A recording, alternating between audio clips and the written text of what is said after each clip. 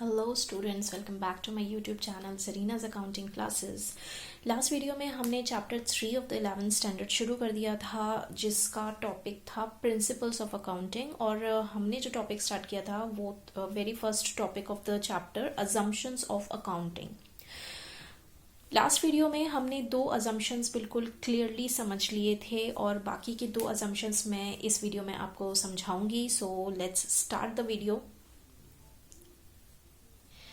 आज जो हम पहला अजम्पशन ऑफ अकाउंटिंग सीखेंगे वो है money measurement assumption. In accounting, only those transactions and events are recorded which are capable of being expressed in terms of money. Money measurement assumption का क्या मतलब होता है कि अकाउंटिंग में सिर्फ वो ट्रांजैक्शंस या वो इवेंट्स रिकॉर्ड किए जाते हैं जिनको हम in terms of money express कर सकें।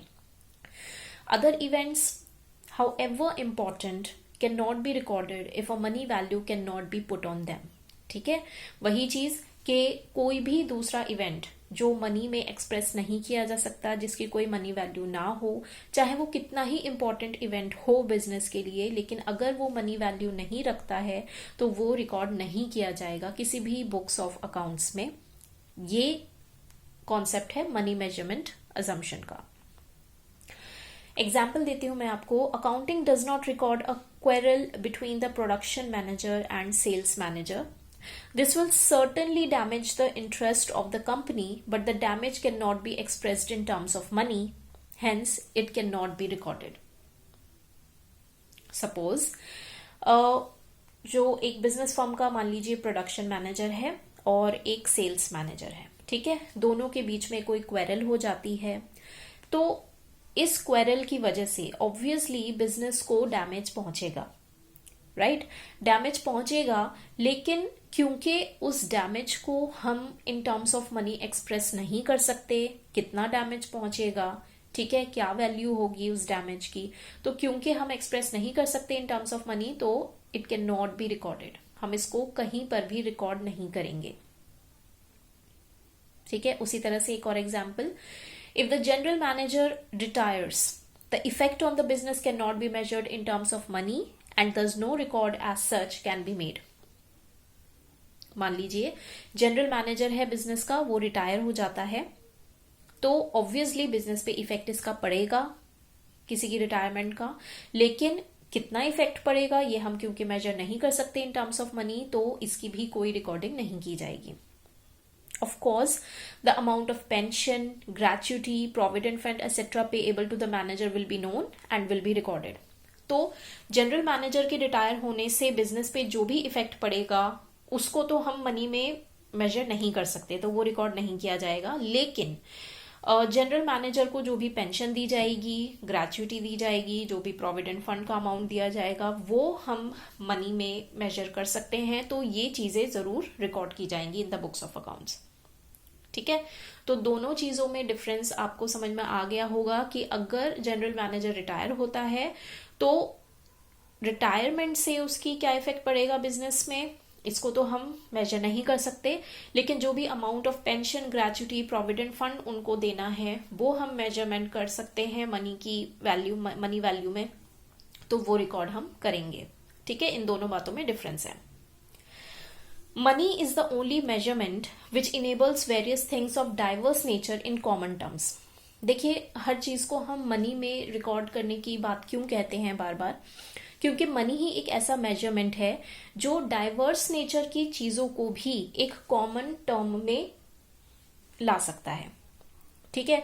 अब एक बिजनेस है तो ऑब्वियसली उसमें एक तरह की चीजें नहीं होंगी, डाइवर्स नेचर की अलग अलग वेरियस थिंग्स होंगी, ठीक है। तो सबको एक ही प्लेटफॉर्म पे लाने के लिए उन्हें एक ही टर्म्स में हमें कन्वर्ट करना पड़ता है, ठीक है। तो वो मनी ही ऐसा मेजरमेंट है जो ऐसा कर सकता है, तो हम सबको मनी वैल्यू में कन्वर्ट करने की कोशिश करते हैं। For example, suppose a business has ₹10,000 in cash, ठीक है।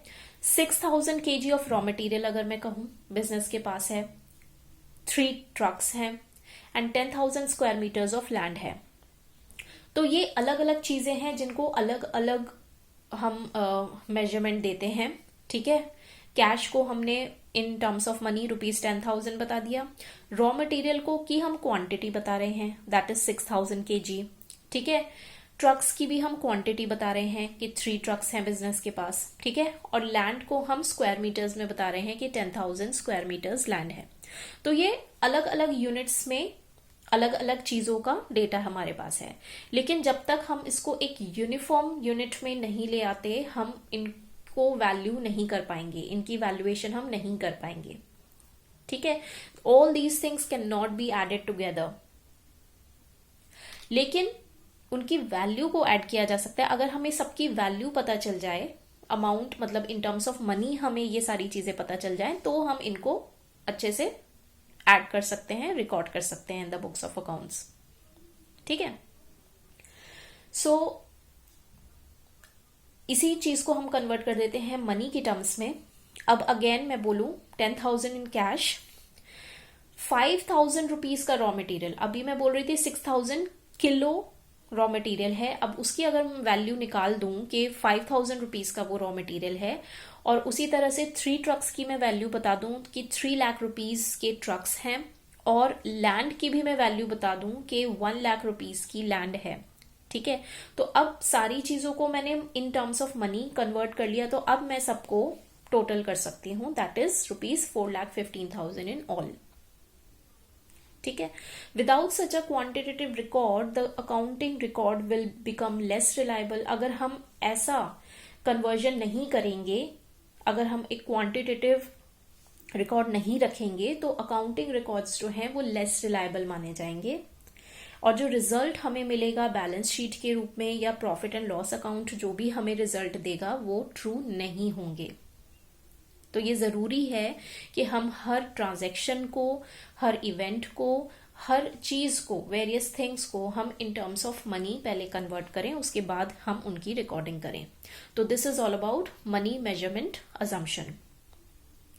और लास्ट जो अजम्पशन आता है अकाउंटिंग का, वो है accounting period assumption. Under the going concern assumption, the life of a business entity is expected to be of indefinite duration. It is also appreciated that a complete picture of the performance of a business or its state of affairs cannot be obtained until the dissolution of the business. कहने का मतलब ये है कि जैसा कि हमने going concern assumption पढ़ा, पहले की वीडियो में मैं आपको ये बता चुकी हूँ गोइंग कंसर्न अजम्पशन। तो गोइंग कंसर्न अजम्पशन कहता है कि जो लाइफ ऑफ बिजनेस होगी वो एक इनडेफिनिट ड्यूरेशन के लिए होगी, यानी एक कम से कम लंबे समय तक बिजनेस चलता रहेगा। ठीक है। तो लंबे समय के लिए जो बिजनेस चलता रहेगा, तो हम उसके एंड होने का तो वेट नहीं कर सकते। तो ऑब्वियसली हमें टाइम टू टाइम रिजल्ट्स चाहिए, हमें टाइम टू टाइम इवैल्यूएशन करनी पड़ती है चीजों की, इवेंट्स की, ट्रांजैक्शंस की। ठीक है। तो ये जो टाइम टू टाइम हम इवैल्यूएट करते हैं, उस टाइम पीरियड को हम अकाउंटिंग पीरियड में बांट देते हैं कि एक पर्टिकुलर ईयर में हम सारा इवैल्यूएशन करते हैं, that is called accounting year और अकाउंटिंग पीरियड। ठीक है। It is necessary to measure the performance of the organisation continuously, क्योंकि हम एंड का वेट नहीं करेंगे, बिजनेस जब एंड अप हो जाएगा तब हम उसका सारा इवैल्यूएशन करेंगे, नहीं, हमें ऑर्गेनाइजेशन की परफॉर्मेंस जो है वो कॉन्टिन्यूसली मेजर करनी होती है। And to note the periodical changes, और समय समय पर पीरियोडिकली क्या चेंजेस आ रहे हैं बिजनेस में वो भी हमें देखने होते हैं। ठीक है। सो बहुत जरूरी हो जाता है कि हम बिजनेस की लाइफ को अकाउंटिंग पीरियड्स में डिवाइड कर दें, और ये अकाउंटिंग पीरियड जो माना गया है वो बेसिकली 12 मंथ्स का माना गया है, सबके द्वारा एक्सेप्टेबल है कि 12 मंथ्स का एक अकाउंटिंग पीरियड हो, और at the end of the accounting period सारा इवैल्यूएशन किया जाए बिजनेस का। ठीक है। कई जैसे कि अकॉर्डिंग टू कंपनीज एक्ट, ठीक है, कुछ एक्ट्स आप पढ़ोगे आगे चलकर हायर क्लासेस में, कुछ ऐसे कानून हैं, कुछ ऐसे एक्ट्स हैं जो बताते हैं अकाउंटिंग पीरियड के बारे में। तो according to companies act, accounting period should consist of 12 months. Accounting period कम से कम 12 महीनों का होना चाहिए। So the period of 12 months is regarded as an ideal period for accounting. इसको आइडियल पीरियड माना जाता है अकाउंटिंग के लिए। उसी तरह से एक इनकम टैक्स लॉ होता है तो इनकम टैक्स कानून कहता है कि a business has to adopt a financial year beginning from 1 April to 31 March of next year. ठीक है, कि हर बिजनेस फर्म को फाइनेंशियल ईयर जो है अडॉप्ट करना चाहिए, यानी कि 1 अप्रैल से स्टार्ट करना चाहिए, 31 March of the next year पे वो एंड अप करना चाहिए, और वो पूरा अकाउंटिंग पीरियड कहलाएगा एक बिजनेस फर्म का। ठीक है, तो ये है अकाउंटिंग पीरियड अजम्पशन, यानी कि हर बिजनेस को एक अकाउंटिंग पीरियड लेकर चलना होता है कि at the end of this period हम सारा इवैल्यूएशन करेंगे अपने बिजनेस का। तो इससे एक ट्रू पिक्चर मिलेगी बिजनेस की कि बिजनेस ने एक साल में एक अकाउंटिंग पीरियड में कितना प्रोग्रेस किया है, नहीं किया है। ठीक है, उसकी एक ट्रू पिक्चर मिल जाती है, और उसके जितने भी अकाउंट्स हैं वो बिल्कुल फेयरली हमारे सामने निकल कर आते हैं अगर हम उनको अकाउंटिंग पीरियड्स में डिवाइड करते हैं। तो किसी तरह की कोई गलती होने की संभावना नहीं होती है। ऑलराइट, तो this was your accounting period assumption. तो इस वीडियो में हमने ये चारों अजम्पशंस बिल्कुल क्लियर कर लिए हैं। आई होप आपको ये चारों अजम्पशंस अच्छे से समझ में आ गए होंगे। Please like, share and subscribe to my channel, and आगे भी मेरी वीडियोस देखते रहें।